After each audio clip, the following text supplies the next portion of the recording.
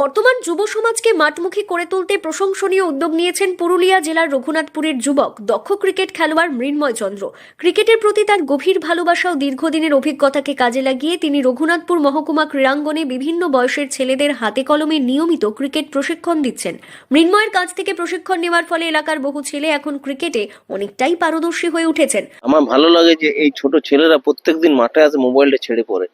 আর আজকে আপনি যত ছেলে দেখতে পাচ্ছেন মোটামুটি এর থেকে ডবল ছেলে থাকে। আজকে হয়তো ঠান্ডার জন্য ছেলেরা আসতে পারেনি, তো আমি চেষ্টা করি সব ছেলেদেরকে প্রতিদিন আসে, আর এবং গার্জেনরাও পাঠায় যে হ্যাঁ যাও, ওখানে তোমরা নিশ্চিন্তে থাকতে পারবে।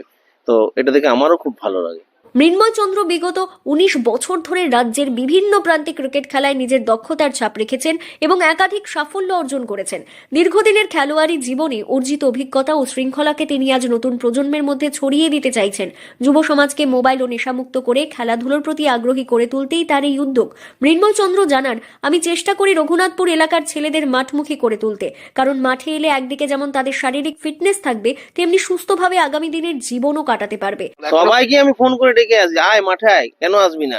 এবং ওদেরকে বলি যে মাঠে আয়, তোদেরকে তো আর খেলার মধ্যে কিছু নেই, কিন্তু তোদের শরীরটা তো ফ্রি থাকবে, বডিটা তো ঘুরবে, পাহাড়ে পাথরে স্টেডিয়ামে চাপতে তো পারবি। তো আমি গার্জেনদেরও বলবো আপনারা মাঠে পাঠান ছেলেদেরকে। আর বিকেলে টিউশনটা বাদ দিয়ে মোবাইলে যদি আপনি ছেলেকে রাখেন সেটাও খারাপ, আর বিকেলে যদি আপনি টিউশন দেন সেটাও কিন্তু আমার মতে খারাপ। বিকেলে 2 ঘন্টা আপনি মাঠে ছাড়ুন ছেলেদেরকে। মৃন্ময়ের এই উদ্যোগ নিঃসন্দেহে রঘুনাথপুরের ক্রীড়া জগতের জন্য এক ইতিবাচক দৃষ্টান্ত।